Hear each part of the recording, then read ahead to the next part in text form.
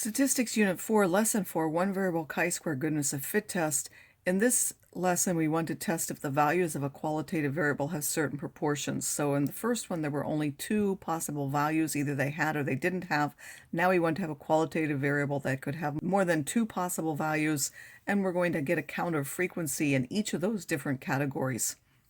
According to some null hypothesis, we might expect that there's a certain fraction or proportion in each of those categories, and we want to compare how well the frequencies that we observe match the frequencies we would expect under that hypothesis. For this reason, that's why it's known as a goodness of fit. Do our observed frequencies fit what we would expect? So this will be what we actually observe in the category, and then the expected, according to the null hypothesis theory, will give us expected values, and then the sample size n is the total number that we observed. The appropriate test statistic is called the chi-square goodness of fit test. You subtract the observed and expected and then square those and divide by the expected and then add them all up for all the different categories. Or a simpler calculating formula is the O squared divided by E and subtracting n. This is not available in the TI-83 series, but it is for the TI-84, so if anyone has an older TI, you'll have to actually calculate that value yourself, whereas the ones with 84 can go to the chi-square goodness of fit test. So it has an approximate chi-square distribution with some degrees of freedom if the null is true and all of the expected counts are more than 5, with again being more than 10 is even better. We will have a one-way table of values. There are k different categories, and we'll take a random sample size of n.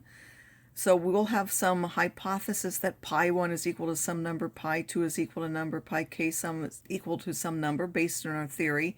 And then the alternative is that at least one proportion is different than we have hypothesized. In this case, for the ith category, the expected count is to take your population or your sample size and multiply by that proportion. So you would expect that sample size to be split in a similar way to this. Those would be our expected count if this null hypothesis is true. And then we're going to calculate the value of our chi-square statistic and then compare it with a chi-square value. That test statistic has a chi-square distribution with k-1 degrees of freedom, and we'll reject h0 if x squared is bigger than this chi-squared value, where here I've given you some of the table values, and reject if the p-value is less than alpha, where this p-value is calculated by looking at this if you don't happen to have this in your calculator. So as an example, in corn, purple kernels P are dominant over yellow small p, and smooth kernels capital M are dominant over shrunken small m. An ear of corn has 381 kernels with the following characteristics: purple smooth, purple shrunken, yellow smooth, yellow shrunken. There are a total of 381 kernels. Genetic theory suggests that the kernels are the result of a heterozygous cross with a ratio of 9:3 to 3:1. Does the data fit the predicted phenotypic ratio? Use a level of alpha as 0.05. So the variable are the color smoothness combinations, the population, all corn kernels that you could have. We have observed 381 of them, and the observed frequencies are those given in the table. The degrees of freedom, well, there are 4 categories. It will be 4 minus 1 or 3, and we want to use an alpha of 0.05. We assume a random sample, and we use the chi-square test if all of the expected counts that we get are more than 5.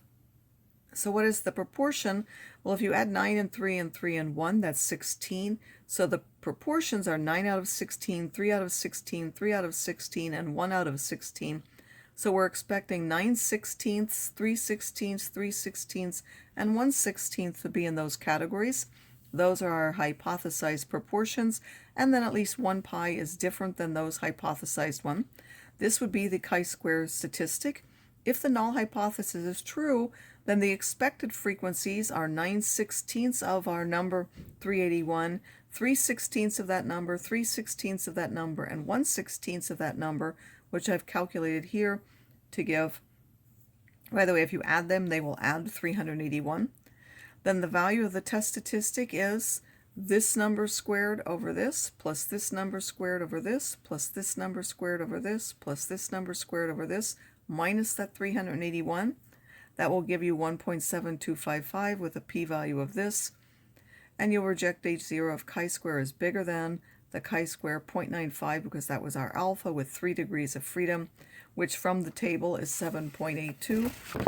So if you go to the 0.95, which is here, and then 3, that is your value 7.82, or you reject H0 if p-value is less than 0.05.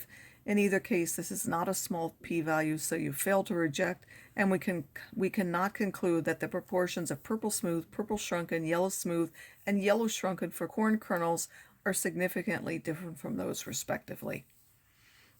Now I'll just remind you that if, for those of you who have it on your TI, you would be able to skip this step of it, and this number would be from your calculator for the chi-square.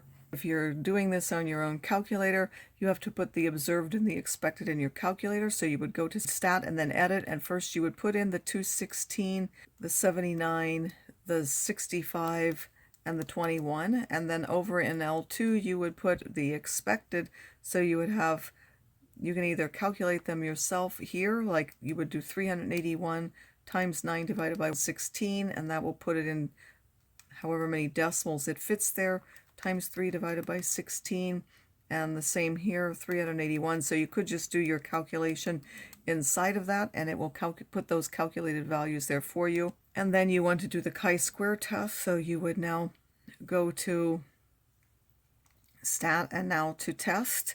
This is a chi-square goodness of fit test, which is up here. You hit this, it says, are the observed in L1? Yes. Are the expected in L2? Yes. Our degrees of freedom are 3, so we would put 3.